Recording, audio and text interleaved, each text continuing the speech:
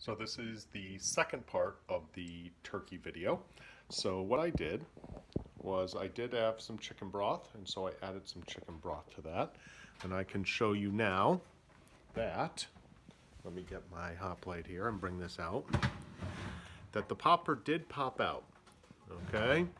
So I have a couple of different meat thermometers. I have this one, then I have the electric one that I really like. So it's 66 degrees in my house, and I'm going to put it right there, and it's going to work its way up. Okay, and we're going to make sure that it's 165 degrees. So that's what it needs to be. But as I was doing that, okay, I'm just going to go in the cavity here, kind of squeeze some of that out. It looks like that's pretty good. I did just do it. Okay, you want to keep it moist. Like I said, every half hour or so, you want to kind of baste it. This is a turkey baster. We're at 156. As you can see, it's looking good, but it stopped at 156. All right, so I'm going to take this out.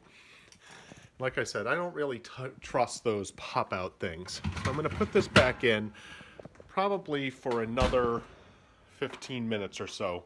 That should be plenty to get it back up.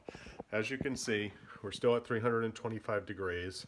All right, I am going to make some mashed potatoes with it. I am going to make some gravy with it. And then my vegetable, I'm going to have some steamed broccoli. All right, so we'll have a nice Thanksgiving-like meal here in a cold May, here in 2020.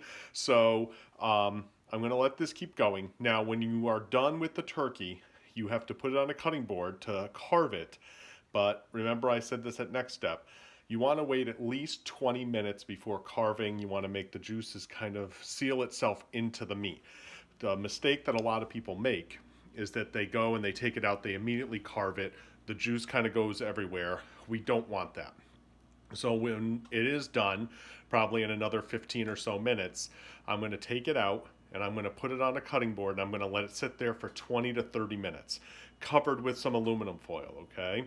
So that'll give it time to slowly have the temperature go back down, have the juices stay in the meat. So when I cut into it, there will be some juices that come out. So if you're doing this for the first time, you're like, oh geez, juice is coming out, no worries, all right? So you'll be able, you just don't want it all over the place. So you want those juices to stay in the meat. So like I said, we're gonna wait for 165, which is the temperature we need it at.